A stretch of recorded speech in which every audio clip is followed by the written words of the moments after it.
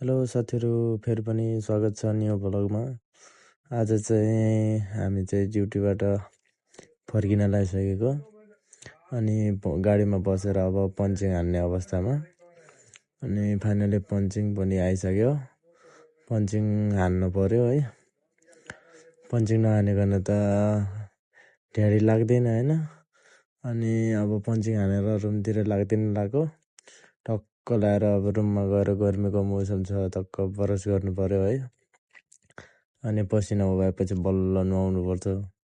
गर्मीमा चाहिँ नुहाउनु हुँदैन, झट्टै आउँदा बित्तिकै है ब्रस सरस गर्ने, पानी सानी भर्ने है, मुख सुख धुने यताउति, ठिक छ होइन। अनि साउदीमा चाहिँ लास्ट गर्मी छ क्या है। गर्मी त बब्बाल हुन्छ क्या, बब्बाल गर्मी हुन्छ। अनि त्यसपछि अब चाहिँ रुममा आइसकेर टक्क आज चाहिँ खाप्सा लिएर आएको है। अनि आज चाहिँ अन्डा हुन्छ क्या। अनि अन्डाको दिन चाहिँ खासै खाना राम्रो हुँदैन। अनि घरतिर बुढीसँग कुरा गर्दै अब खाना पनि सुरु भइसक्यो है। अब डेली यत्तिको खाना हुने भए चाहिँ ठिकै हुन्थ्यो होला है। तर कहाँ हुन्छ हौ यस्तो खाना है, यस्तो खाना हुने भए त अनि म चाहिँ घरतिर कुरा गर्दै थिएँ। अब बुढीसँग हिजो पनि कुरा गर्नु पाएको थिएन, आज चाहिँ मजाले कुरा गरेँ है।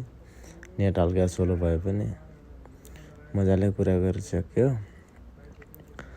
अरू यस्तै छ मेरो त होइन। अब अरू ठाउँै हुँदैन है भिडियो बनाउने।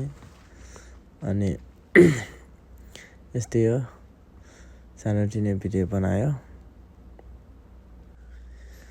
अनि म चाहिँ पुरै खाना चाहिँ खाइसक्दिनँ क्या है।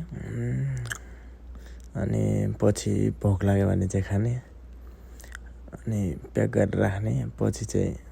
अनि त्यसपछि खाना खाइसकेर टक्क अब बुढीसँग